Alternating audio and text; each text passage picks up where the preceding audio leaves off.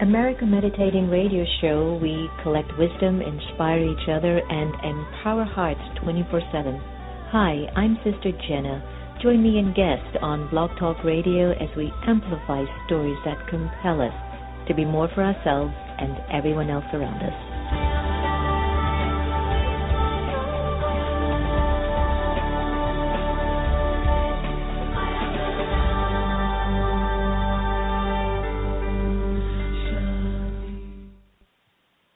Sister Jenna and the American Meditating Radio Show are the key to peace, truth, beauty, and all that is good in the world, which is why I am a confirmed listener. This is Valerie Alexander, author of Happiness as a Second Language. Hi, I'm Dr. Vin Verga, author of The Soul of All Living Creatures, and I listen to America Meditating Radio. Take a break, breathe. Why don't you visit the Peace Village Learning and Retreat Center, 518-589-5000. Are you stressed, frustrated, or annoyed at work? You don't have to be. Soothe your mind and open your heart as Sister Jenna guides you through a peaceful, calming meditation that will prepare you to focus, be present, and most importantly, bring you back to your inner peace. Write thank you notes.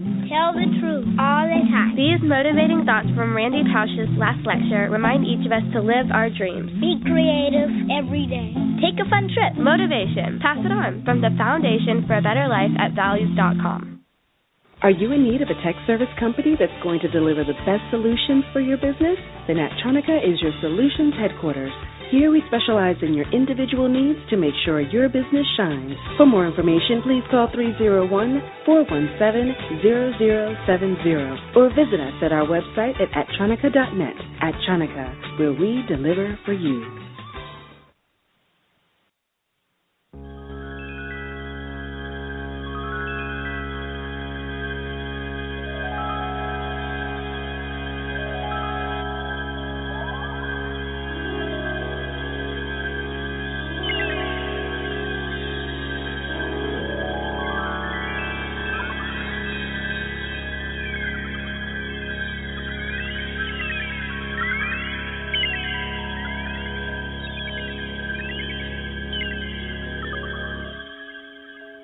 Just close my eyes again.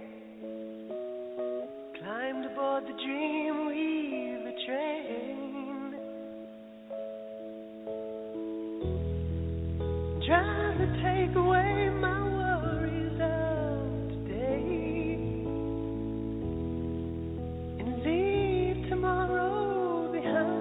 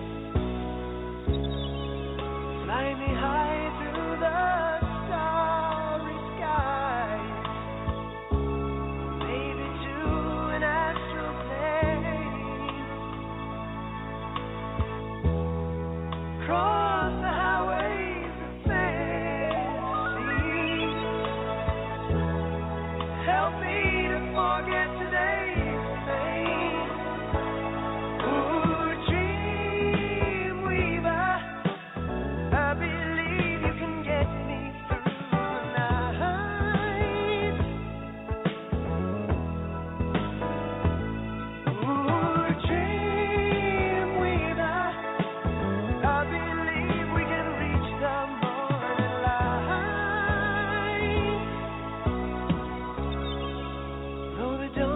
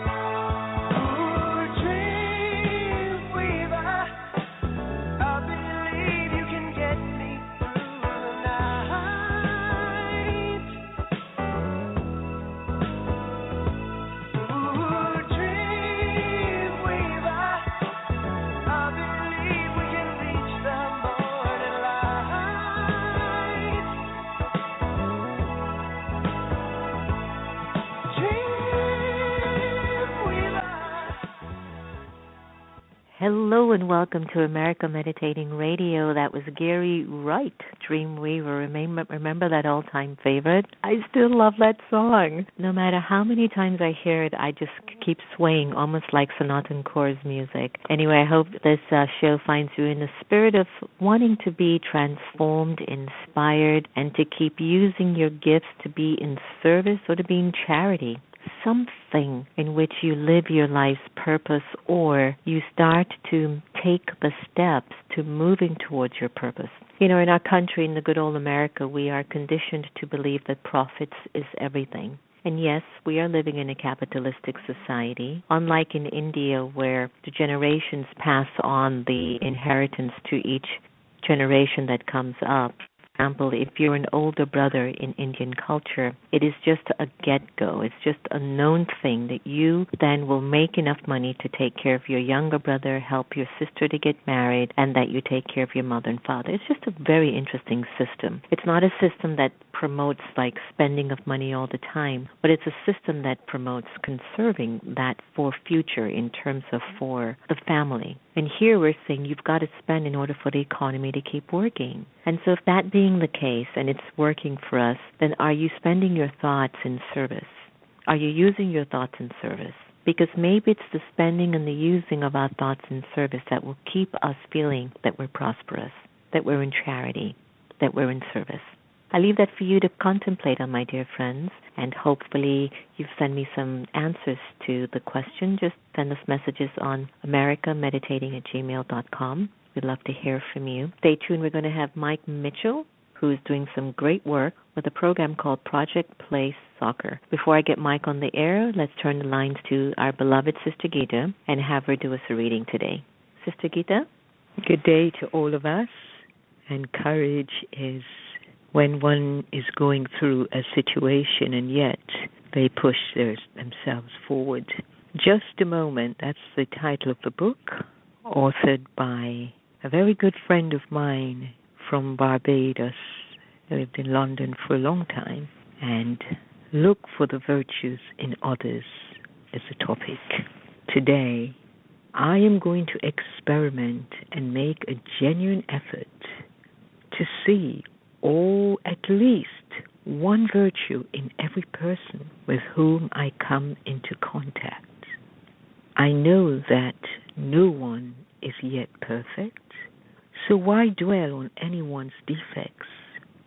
If I actively search for goodness in others, it can be found. There is not a single human being on the face of the earth who does not possess at least one virtue. I will at least see that and look at each person with that particular virtue in mind. This has a great effect. If I am thinking about someone's weakness or defect, I may become uneasy and irritated. I feel annoyed and wonder, why does this person have to be this way? And why does this person do such and such a thing all the time? On the other hand, if I am thinking about someone's good qualities, I begin to feel lightness and easiness within my mind. Then I am influenced by the sweetness of that person. The world is a variety show, and the role of each one is different. Remember, you are special, and no one can play your role as good as you. Thank you. Think on these things. Just a moment. Back over to Sister Jenna. Cue.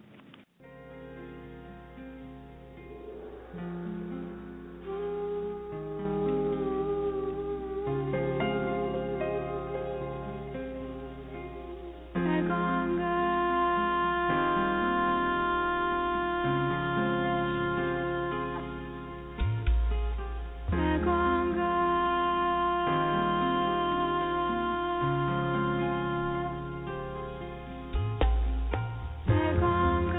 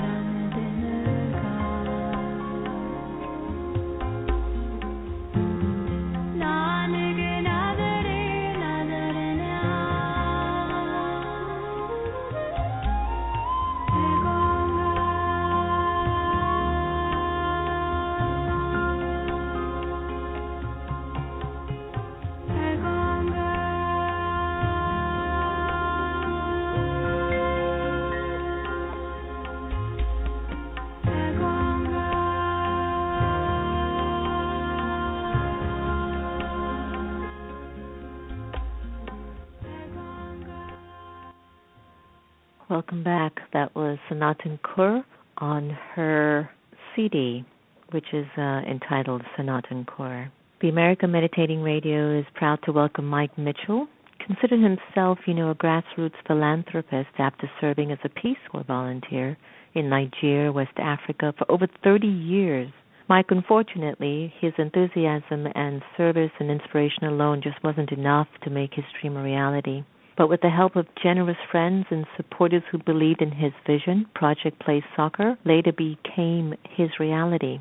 Project Play Soccer, which Mike founded, is a non-profit organization dedicated to improving the lives of children through the sports of soccer, which started out delivering and implementing organized soccer programs to impoverished nations of Niger and Benin. Mike Mitchell joins us today on the American Meditating Radio Show to discuss his journey and Project Play Soccer, and today we welcome Mike to the air. Hi, Mike. Welcome.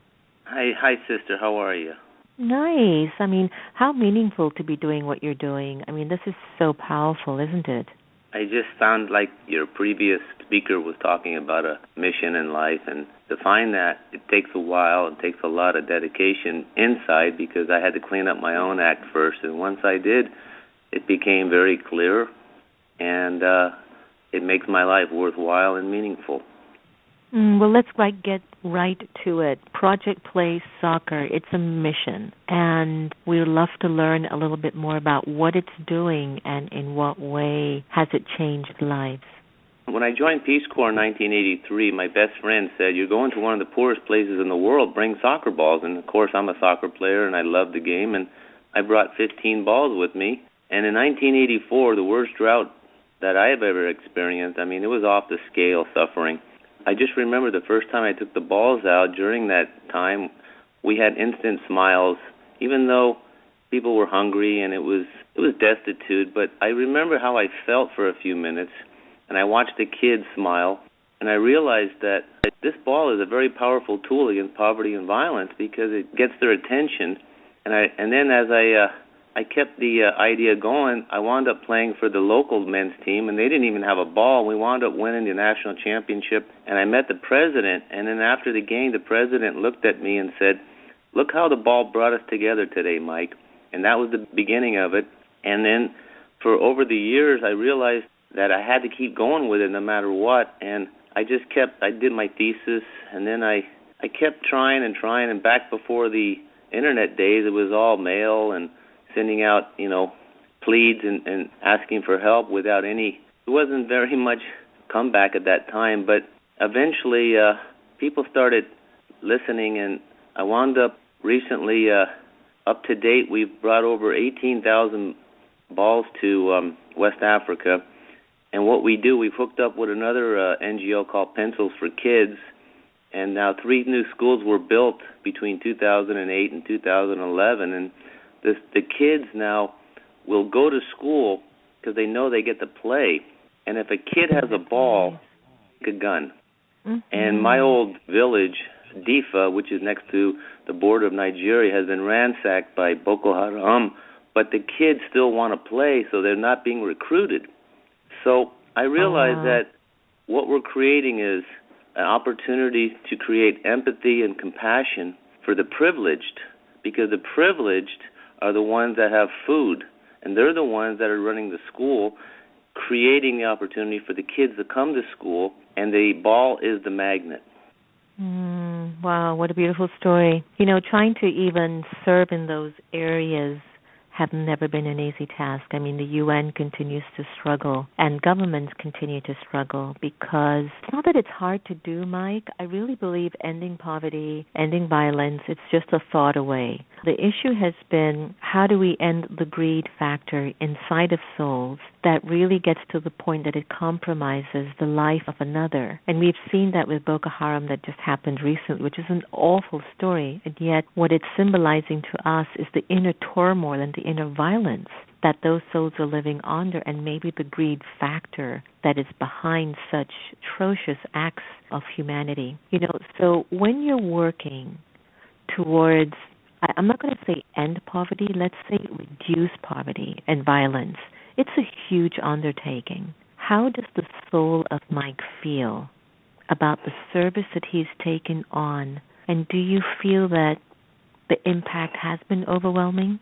Yeah, in the beginning it was very overwhelming, but now as in my later years in life, I've come to the realization that because of what I've done, it's helping me to understand that one day I will pass, and it makes it so much more easier with no regrets. As long as you try your hardest, you can't fail. And I had to overcome my own ghost in 1990. I stopped drinking. I'm an Irish American who had a big problem with alcohol. And once I realized that if I can't help myself, I can't help anyone else.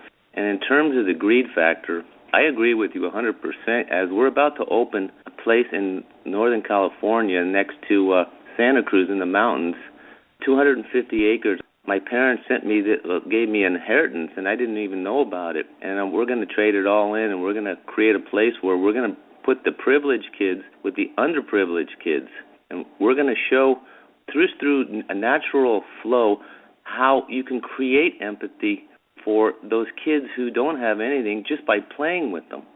So we're bringing over kids from West Africa. We're going to put them with the kids here in California, and I think that's going to help with the greed factor. I like that because I was at an event with Oprah a few months ago, and she shared something that was very powerful. And she talked about the fact that if you keep talking about stories of all the hell that's happening, people will separate themselves. You might get $10, you might get $20, and that's fine, but then that's it. People will not participate. It's too horrifying. But what are the inspirational stories that are happening as a result of your work? And I think your story is very inspirational. I think it's important for you to keep sharing about all the amazing smiles and courage that you're getting. And wouldn't it be amazing if Boko Haram really starts to even take on a project like yours, Project Play, to end all of this stuff? Wouldn't that be amazing, huh? Yeah, when President Obama said he wanted a nonviolent solution to West Africa, I wrote to him I don't know how many times. I never heard back, but we're doing it. It's so simple. It's blinding. And right. I believe that the privileged have responsibility. Why do I get to eat? Why do I get to sleep? When other people I know, they don't get that. They're born without that privilege. So I believe that if you can create a connection between the privileged and the underprivileged without going to West Africa, without going to Oakland or, to Harlem, put it right in their backyard in a way where when the kids don't feel threatened and the parents find out that I met a boy today from Niger and he looked at the water in the toilet and he was amazed at how clean it was. And that will be told to the parent in a very non-threatening way, and then the parent will ask me about it, and then next thing you know, we have a bridge towards at least the word, I like the word help. The word help to me is a family word, but it can also be used universally if it's done correctly. Sure. See, soccer or playing, when a kid is playing, they're usually smiling, and then you can harness what you want out of it. So we're trying to get every school, there's 1,400 schools in Niger in our program, we're trying to get every school to have a garden project because the children will walk a half hour each way to bring a bucket of water if they can play. Next thing you know, they have food. Next thing you know, they feel good about themselves.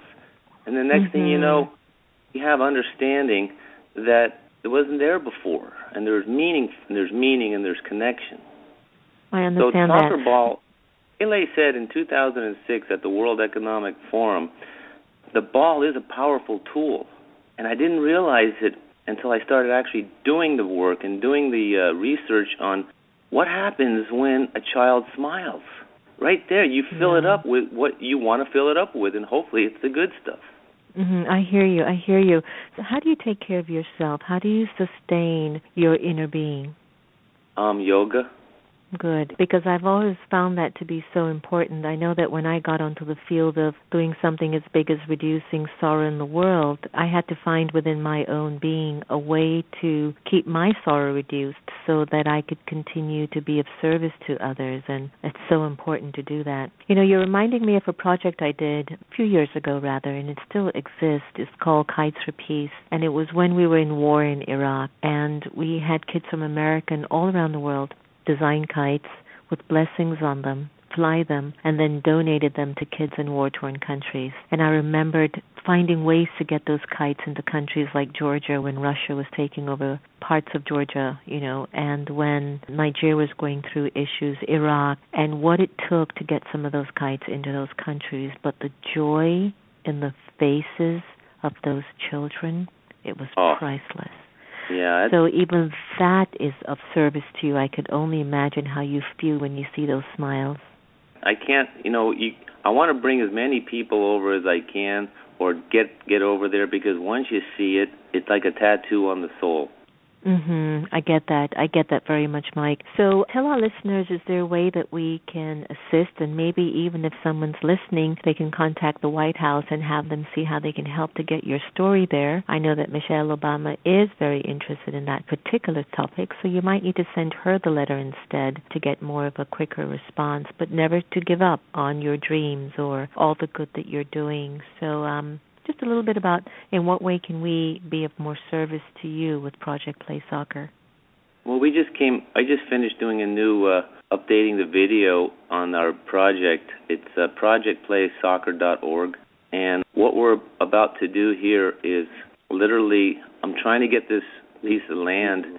I can, have sovereignty and not have, being worried about getting kicked out. So that's kind of like where we're at. We're writing grants and we're going after foundations. And Chevrolet, ironically, and One World Football found me, and we just finished doing $500,000 worth of 11,700 One World Footballs. So it does leak out every now and then. Every now and then, like you, I get a surprise, which just this phone call, talking to you, motivates me. And so if anyone wants to write to me, just writing to me motivates me, and it gives me energy to step up the pace a little. So I'll be glad to hear from anyone and everyone at that website. Oh, that's beautiful. Yeah, it's just projectplaysoccer.org, and my name is Mike Mitchell, and say hi, and that would give me some energy today. Beautiful. Leave us with one quote so you can give us some more energy before we let you go.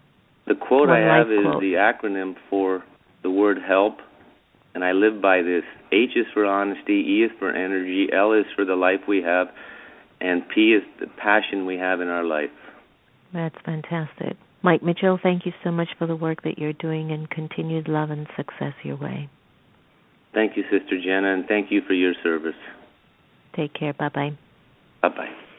So Project Play, we've got to get on board and help. It's a wonderful idea. I cannot begin to tell you what it feels like when you do programs like this that help children to really smile more where they're in conditions where they're not supposed to, because it's really, really tough. So please go to projectplaysoccer.org and see what you can do to have some help and assistance to Mike Mitchell. Remember, no one can take away your happiness unless you give them permission, and we are here to love each other the same so we can stop bickering, fighting, and increasing the negative karma.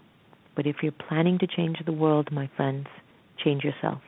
Thank you for joining us. Don't forget to follow me in Huffington Post. We would love to keep in touch with you and to just keep life increasing in a good and in a positive way. And so for all the children that Mike takes care of, we want to play a special song for them. Why? Because they deserve it. So on behalf of all of the children, this is for you, called Come Into the Light.